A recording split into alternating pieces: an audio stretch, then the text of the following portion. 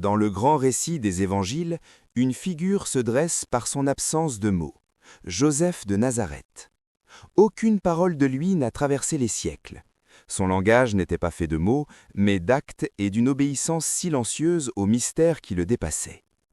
Il portait en lui le sang royal du roi David, une lignée de rois et de prophètes. Pourtant, le monde l'a connu comme un humble artisan. Sa grandeur ne résidait pas dans un palais, mais dans la dignité du travail quotidien, façonnant le bois et la pierre pour subvenir aux besoins des siens.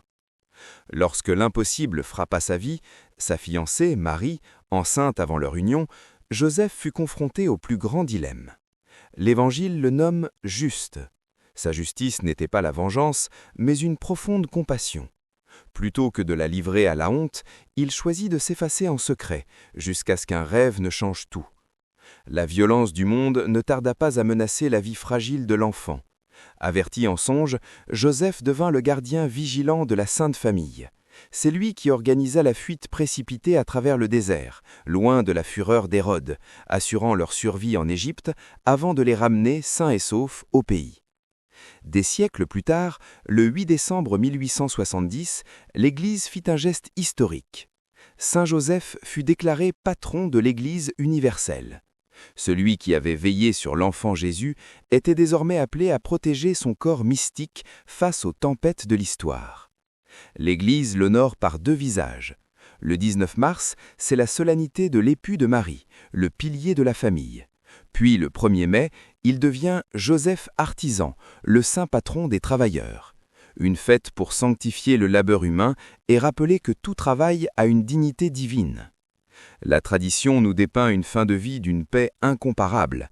Joseph s'éteint doucement, entouré des deux êtres qu'il a le plus aimés et protégés, Jésus et Marie. Pour cela, il est invoqué comme le patron de la bonne mort. L'héritage de sa dévotion traverse les océans. À Montréal se dresse l'un des plus grands sanctuaires au monde dédié aux saints, l'oratoire Saint-Joseph du Mont-Royal.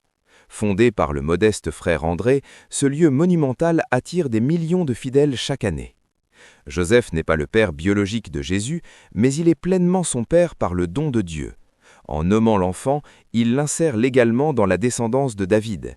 Il est le modèle éternel du père adoptif, dont l'amour est une question de choix et de fidélité. Mais Joseph est aussi un rempart puissant. Dans ses litanies, il porte un titre impressionnant, « Terreur des démons ». Lui qui a protégé la Sainte Famille des périls physiques est invoqué comme le protecteur ultime des foyers contre les forces du mal.